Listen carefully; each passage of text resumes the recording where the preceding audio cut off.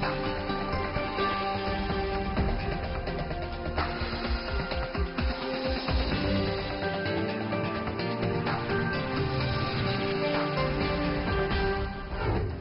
today's World Insight, our exclusive with Chinese ambassador to the U.S., CUI TIANKAI. Are we closing in on a New Year's trade resolution?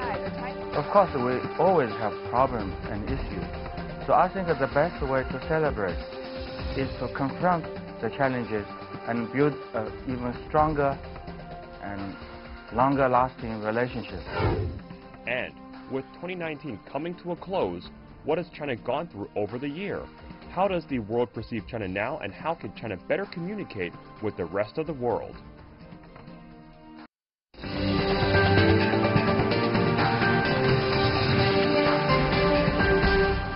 And here is our host, Tian Wei. Hello and welcome to World Insight on CGTN. I'm Tian Wei in Beijing. This year saw the trade war between China and the United States escalate, with tariffs rising and officials shuttling back and forth between Washington and Beijing. Then, right at the end of the year, the two countries agreed to a Phase 1 deal. How trade tensions between the two world's largest economies shaping 2019, and what can we expect from the upcoming year of 2020? Before our exclusive with CUI TIANKAI, the Chinese ambassador to the United States, take a look at this first. It's perhaps the biggest news from the trade war this year. A first-phase trade deal clinched between China and the United States. It's a Phase 1 deal, but a lot of big things are covered. The agreement will help improve the cooperation between China and the U.S. in economy and trade. U.S. negotiators say China has agreed to buy more American products, particularly agricultural goods, in a bid to reduce the trade deficit between the two nations. In return, the U.S. will cut existing tariffs on Chinese goods and cancel a new round of tariffs set to take effect on December 15th. For nearly 18 months, the world's two largest economies have been locked in a bitter trade battle. The tensions between the two countries are not only on the trade issue. The United States passed the Hong Kong Human Rights and Democracy Act this year and doubled down with a similar bill on another Chinese territory, its western region of Xinjiang. Any attempt to interfere in China's internal affairs and block China's developments will eventually be abandoned by the rolling wheel of history. Amid the 40th anniversary of China-U.S. diplomatic ties, both sides face the pivotal moment to reflect upon the historic date and to join hands to create a better future.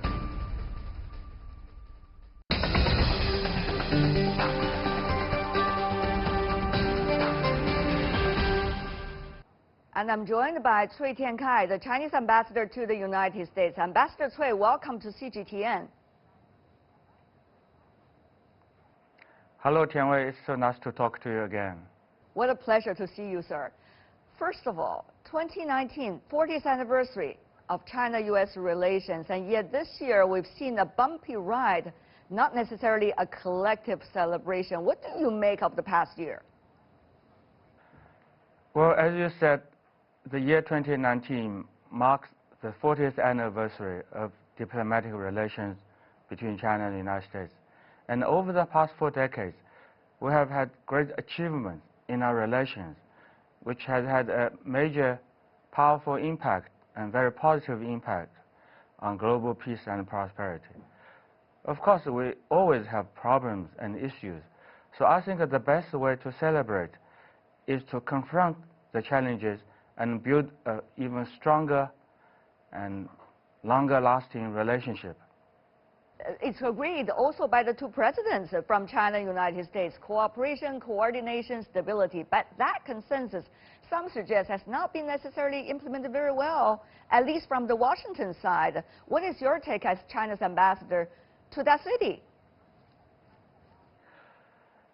You see, the two presidents have agreed between them that we should work together to build a relationship based on coordination, cooperation, and stability. And this is the goal set by the two heads of state. Of course, we are not quite there. And you see, by definition, a goal is something you have to work towards it's not what you already have in hand. So we'll continue our efforts to make progress toward that goal, and eventually we'll be there. Eventually, but you know, some already argue, Mr. Ambassador, in Washington that the long-time engagement policy with China, in their words, has failed, and therefore they will look at China as a rivalry or even opponent. So in that regard, how would the hope that you have just illustrated be translated into reality? Many just wonder, how far will that be? You see, I have learned in my years here in the United States that when you talk about America, when you talk about how American people think or feel about something, don't focus just on Washington. You have to look at the 50 states. You have to look at the American people and listen to their concern, what they believe, what they think. I think there's still very strong and widespread support among the American people for a better and more stable China-U.S. relationship. And there are different voices here. Are we going to see more cooperation in the election year? Next year, the U.S. election year, we all know that's going to be turbulent. It's always the case for every election, and it's going to be very political. Geopolitics certainly could be one tool for politicians to play with. So, Mr. Ambassador, remain optimistic? I think American election is domestic affairs of the United States. And foreign policy is foreign policy. Whatever happens in American domestic politics, we remain committed to building a relationship based on coordination, cooperation, and stability with the United States. Does it mean, Mr. Ambassador, you are going to try no matter what? Does it mean China will remain optimistic and patient even during the possible turbulent times of an election year, more probably even than what we are facing today, Mr. Ambassador? I think a better choice of words is we are confident and we are determined. I'm noting down those two words right now, confident and determined, Mr. Ambassador. But, you know, let's just face it, it's not just about the short-term relationships. It's really about strategically where and China and the United States will see each other. Now, many believe, Mr. Ambassador, the U.S. has been used to, over the past decades, about itself play a dominating role in our world today, and therefore not necessarily accept the reality that others could be able to surpass it. And now we're facing a critical juncture of that with China's economy growing and strength as well. So do you think that's possible, that the U.S. would be able to accept the fact there is a stronger China and an ever stronger China? I think the fundamental question is how we see today's world or tomorrow's world, and how we see each other in this world, how we manage and define our relationship. I think this is a real fundamental question. And we believe today's world is certainly very different from the world in the 20th century or the 19th century. We are living in a very connected, globalized world. We are faced with so many global challenges like climate change, diseases, disasters, terrorism, and financial instability. All these challenges will require cooperation and coordination among the members of the international community, no matter they are big or small, rich or poor, strong or weak. We need the cooperation of all the members of the international community. That's why we believe our goal should be to build a community of nations for a shared future. And in this context, we also believe the bilateral relations between China and the United States should have the same goal. We should aim at mutual benefit and strengthen our cooperation. We should have mutual respect whenever we manage our differences, and really build a relationship based on the long-term best interests of our two peoples. So if everybody could share our perception, our vision of the world, then the basis for cooperation is just there.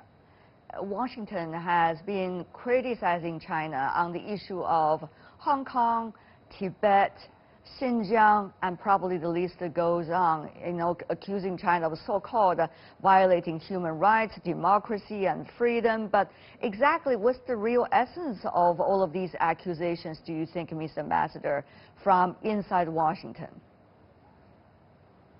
I think that the simple fact is that all these places you mentioned, they're part of China. They're part of Chinese territory. So they are all under the sovereignty of China. And any interference in the internal affairs of China is a provocation, is an attack on Chinese sovereignty. This is very clear. But of course, there are always people who are trying to do all these things. I think they have to keep in mind the big norms governing international relations. They should learn how to respect other people's sovereignty and territorial integrity. It's not an issue of human rights or democracy. It's an issue of national sovereignty and independence. If they try to do that, as they did, how will China react? And how should China react, Mr. Ambassador? We are against that. We are firmly opposed to such attempt. We are firmly opposed to such attempt. And frankly, I think maybe there is still a small number of people whose real intention is to try to split China, to contain China, and undermine China's prosperity and territorial integrity. That's their real intention. But I don't think that they will ever succeed.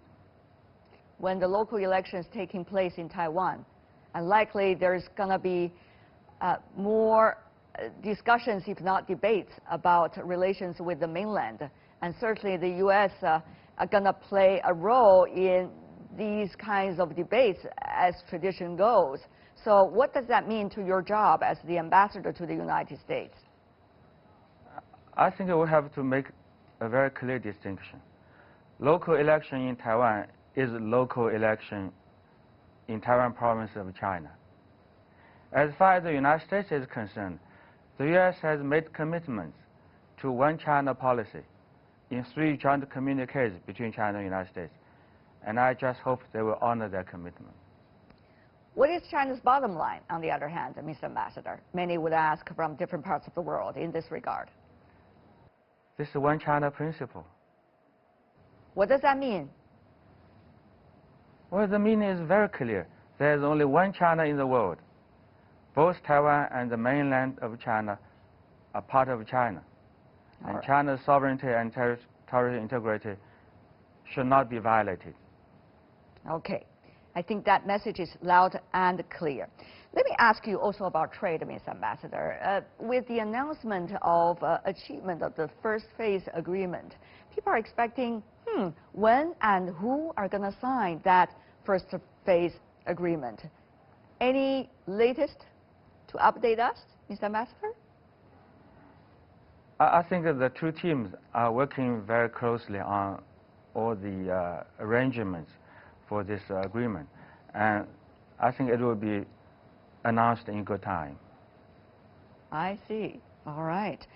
But we have seen interesting phenomenon over the past few weeks since the announcement was made about the success of the phase 1.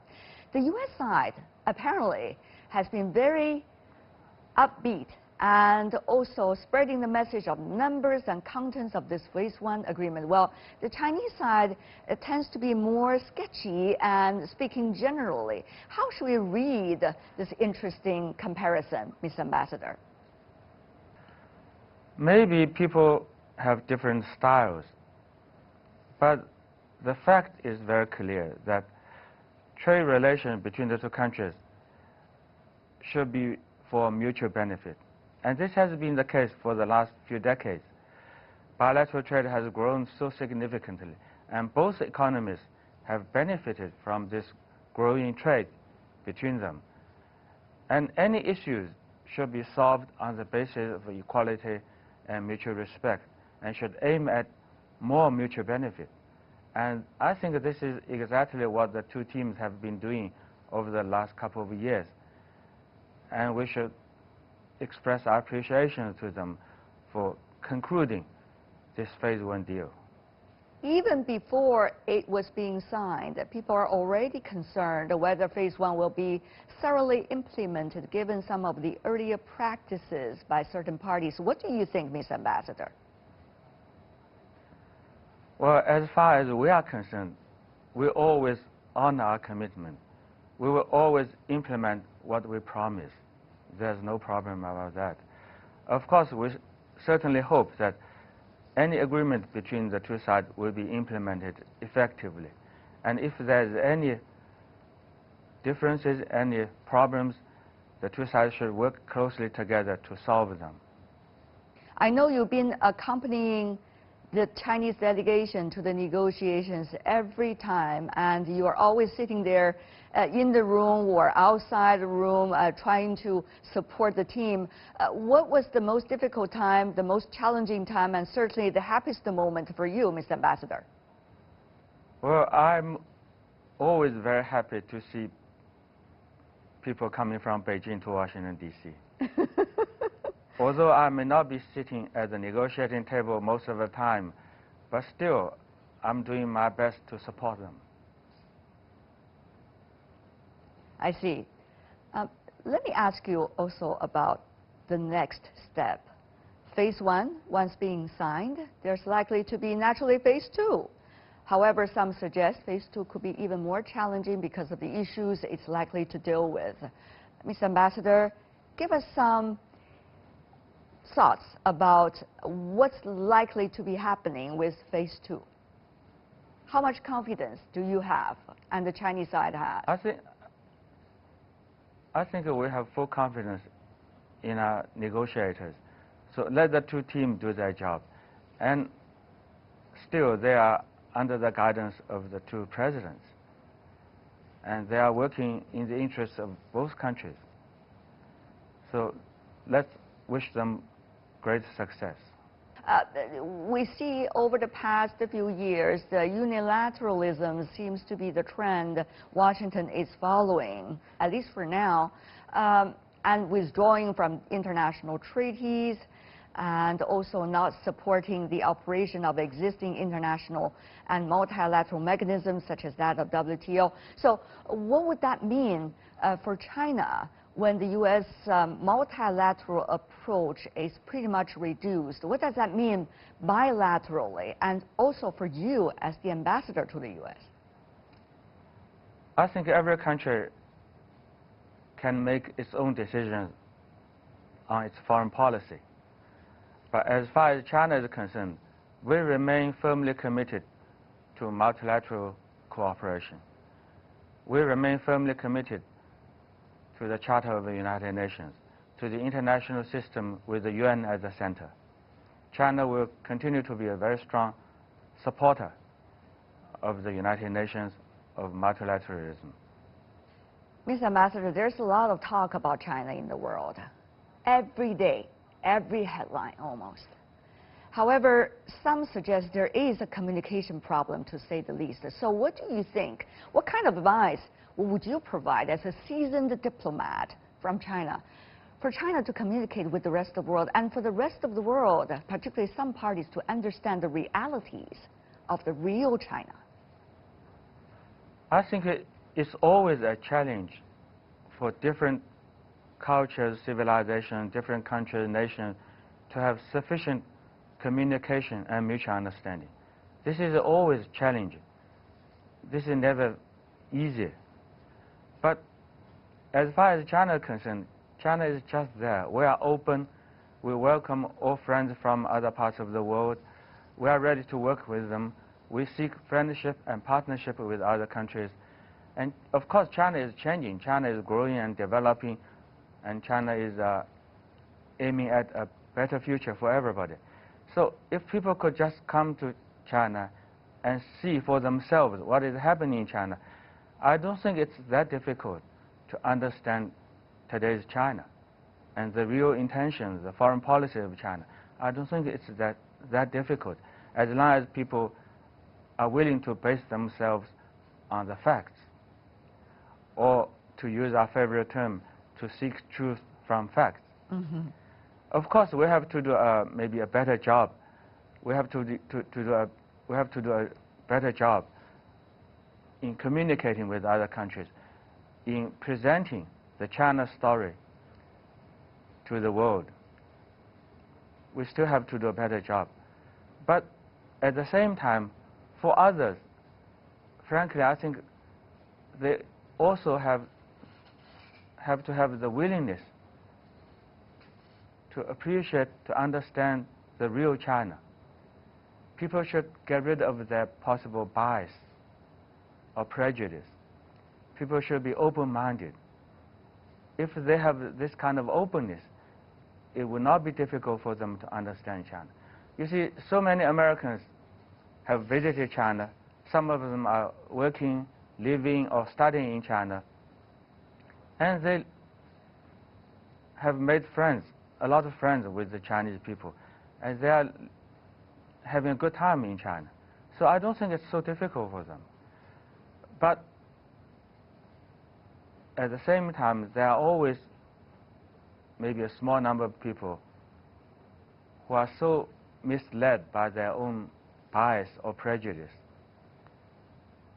But this is their problem. As people say, you can never wake up people who pretend to sleep. Well said. Ambassador Cui, I know you've been one of the ambassadors who've been serving very long term in Washington, given your very heavy responsibilities over the past few years. Now a new year is coming. I wonder what is your best wishes and hope that you can share with our viewers around the world? I'm doing my small part for my country, my people, and for the relation between China and the United States. In the new year, I will certainly continue to do that and do whatever I can to contribute to a stable relationship between China and the United States. And since the new year is coming, let me wish my country, my people even greater success, and wish everybody in Beijing and elsewhere in the country the best of luck. I know we in China, we are always hard-working people. So with our joint efforts, we will make our country better. We will make our nation better. We'll be able to achieve and realize the Chinese dream. So let's work together for that. Thank you so much, Ambassador Cui Tiankai, for your best wishes. Best wishes to you back as well, Mr. Ambassador, and Happy New Year to you as well. Thank you so much. Thank you. Really appreciate it.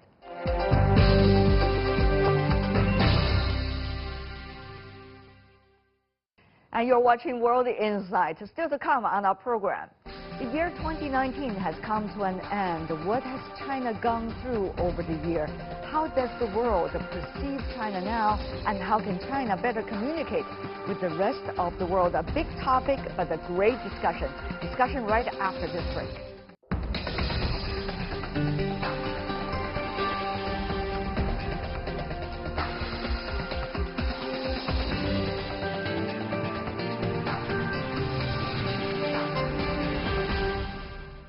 Welcome back. You're still watching World Insight. I'm Tian Wei. One of the bright spots in the world that is now concerned with slowing growth, China has defied expectations of doom and gloom. With embrace of technology and innovation, besides manufacturing muscle, the Chinese people have grown their economy to top 2 in the world. But the massive transformations in the past few years have made the world go from wow to cower, especially in the West, where many still cling to the old stereotype of a Chinese scare. So how should the world understand China, China today, and in what way can China paint a whole picture of itself, what it is really about?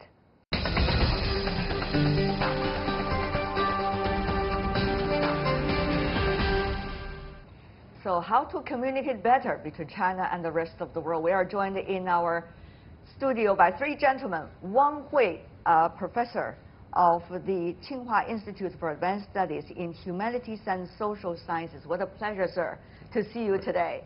And Frank SIEREN, who is a best-selling author and also journalist, documentary filmmaker. Meanwhile, we're joined by David Bartosz, who is a professor from the Beijing Foreign Studies University. Gentlemen, welcome to the program. I want to ask you first, Professor Wang. It's been quite a while that we have seen a phenomenon, interestingly, from wow about China, looking at all the achievements the country has made, to fear about China. Oh, the Chinese are coming. How should we understand this? On the one hand, I think it's reflect the so-called phenomena of rise of China. And truly, there's so many, not only the products, but overseas students, and also the big companies move to, you show their existence in those different regions. And the Belt Road Initiative, 1+17, and so on and so forth. On the one hand, it's reflected some reality of the big existence of China, the big role of China in the world. But on the other hand, that they still lays communication and lays information what China will do, what kind of the situation inside and outside. I think that's why a lot of the frustrations too. So the double faces of that. And because of the long history, that from the very long history, the colonial time after the Cold War time, that history is still the obstacles for us to overcome, to have a mutual understanding. Interesting. Mr. Sieren, is history the issue here, or is the reality the issue here? It's both. It's both. I think reality is more important in the first step, because it's very simple from a German perspective. Like 20 years ago, it was clear we had the technology, China had the big market. Now it's changing. Now China becomes more and more innovative. And we're missing out in Germany and Europe on certain trends, innovative trends. So that is why the fear is coming up. We don't really know what to do. Because we know China is so big, so many people. China is just starting to become innovative. And so the first reaction is not a good reaction, but the first reaction is fear. So we have to deal with it. How to deal with it? That will be a big issue, isn't it? Mr. Bartosz, I know you're a scholar of history, particularly in Chinese studies. Any prescription so far? Oh, I think it's very important that China is projecting more understanding and knowledge about its own age-old civilization to enable the others to understand China's current and future intentions. Because actually, if we look at world history, China is, in this age, China has a very important function to play. Namely, it has to play, as Arnold J. Toynbee once said, the function of the world connector.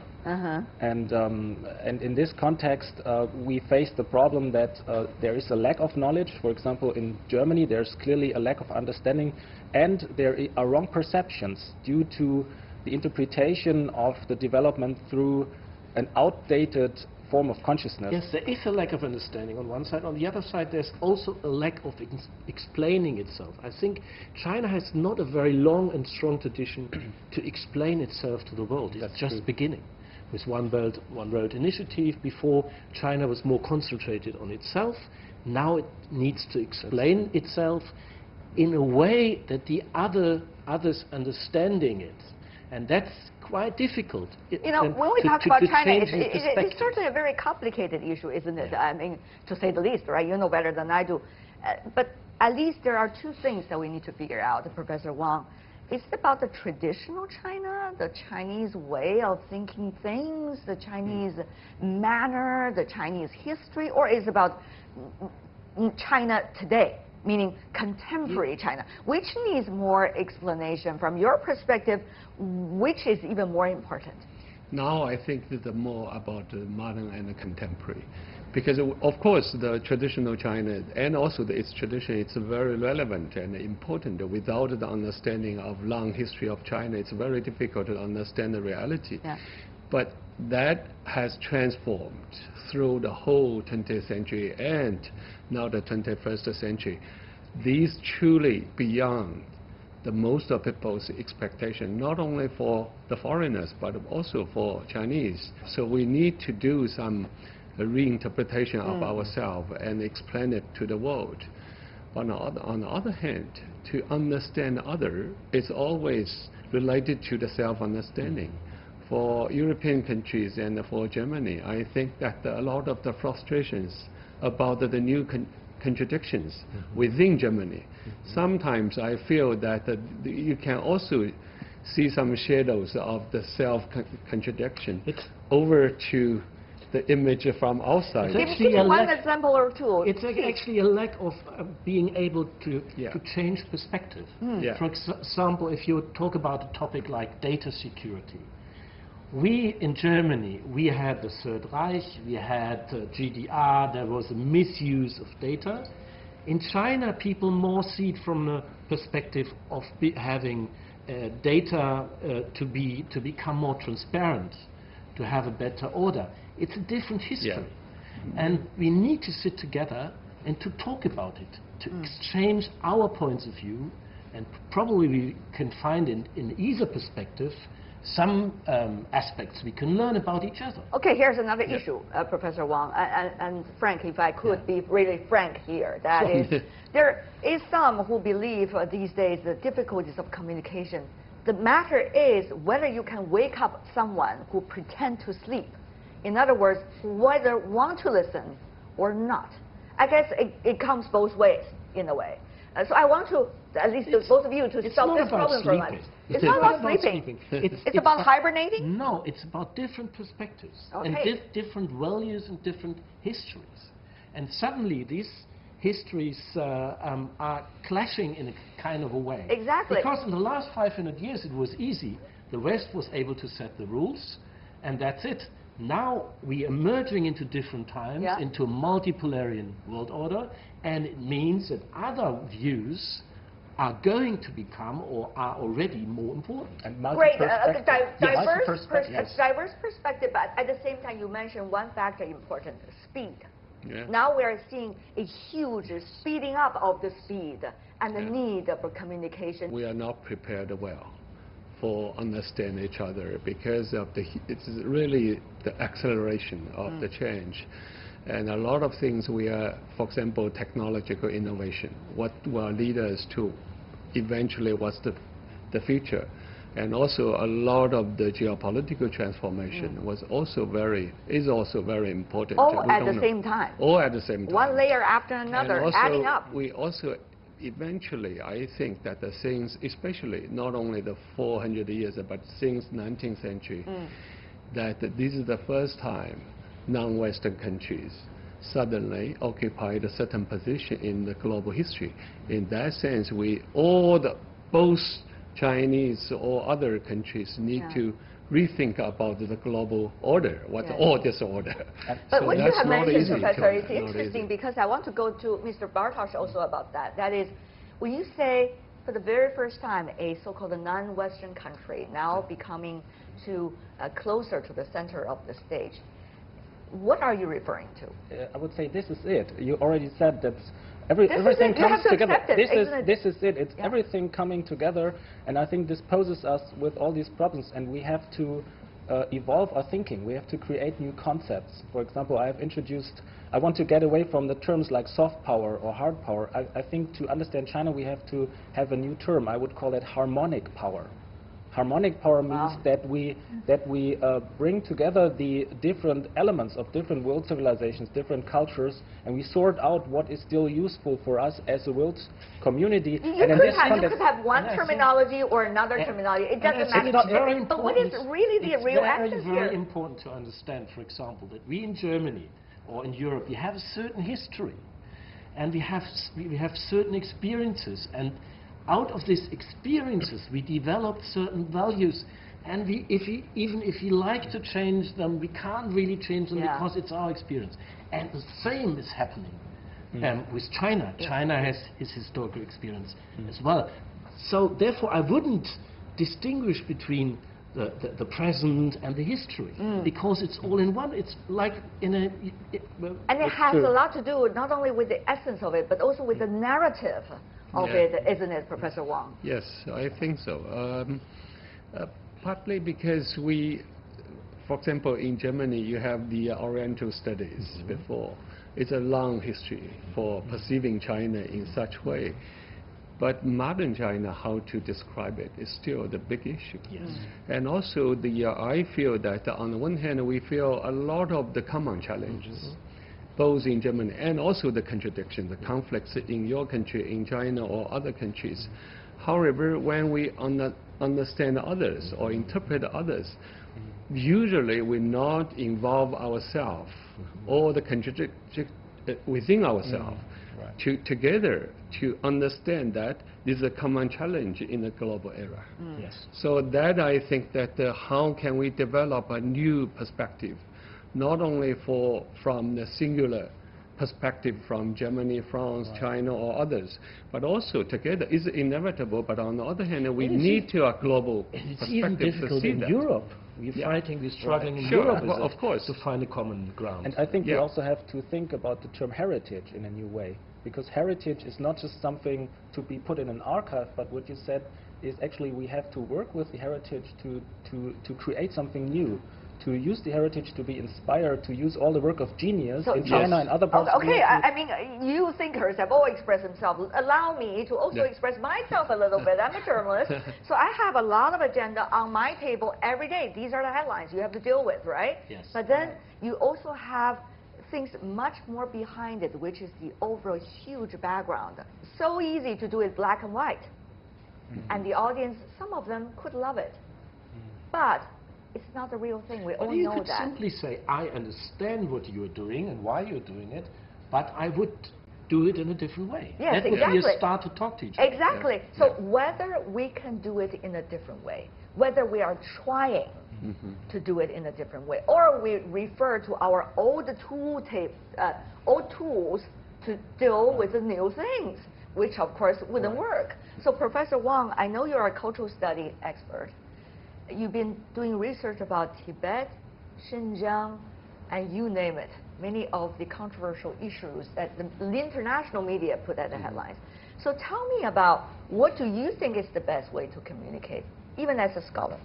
And what do you think are the most difficult things to communicate about, whether it is your issue or the other side's issue?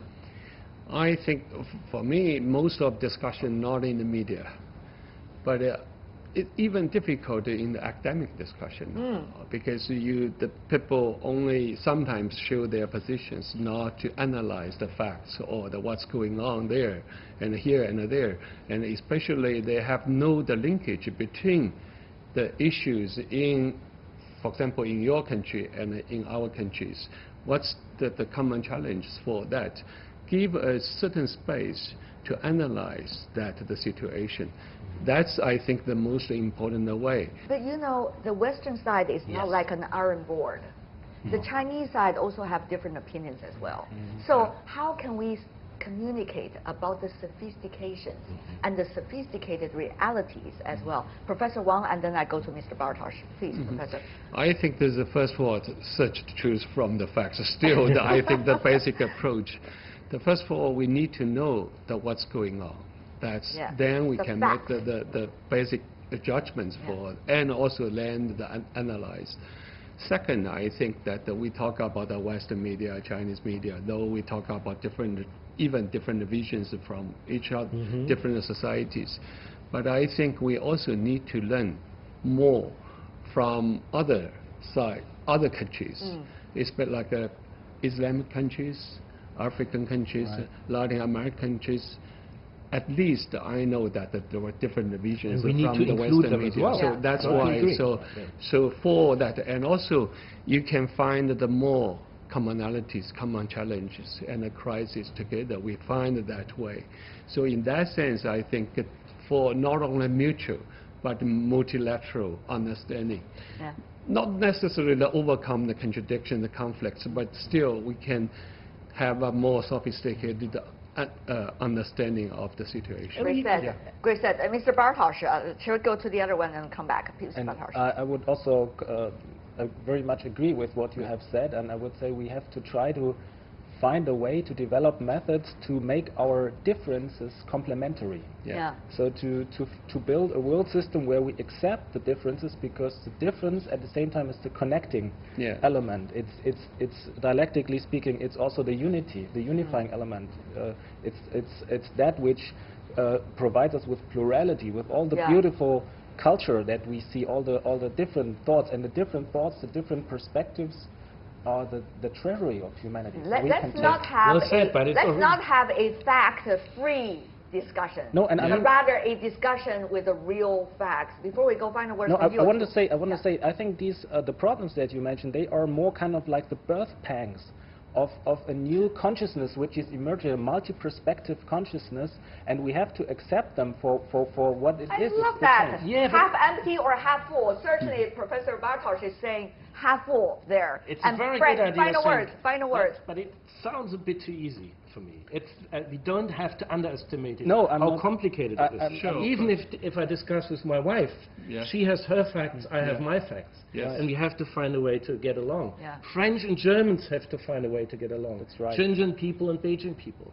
So the I didn't want to make it look too easy. But, right? but don't underestimate it. It's a lot of work, of course. and it's a lot of self-control you need. And it's a lot of will to really work together. And that's, I think, there's still a lack of the will to work together and to really build a multipolarian world order. But especially for those people who have the power, I mean, in the media, that the strong voices, to have more, allow other voices to speak out. That's, I think, the most important thing. I know, at the end of this conversation, all the arrows will lead to my industry, which is the media. My industry as well. Okay, well, putting this joke aside, I really want to thank the three of you, gentlemen, for helping us much better about some of the controversies and the importance of communication between China and the rest of the world. We've been talking about that for a long time, but the thing really is about doing it, and how to do it wonderfully. Thank you, Frank SIEREN and Wang Hui, as well as David Bartosz. Really appreciate it. Thank you. Happy New Year to the three of you.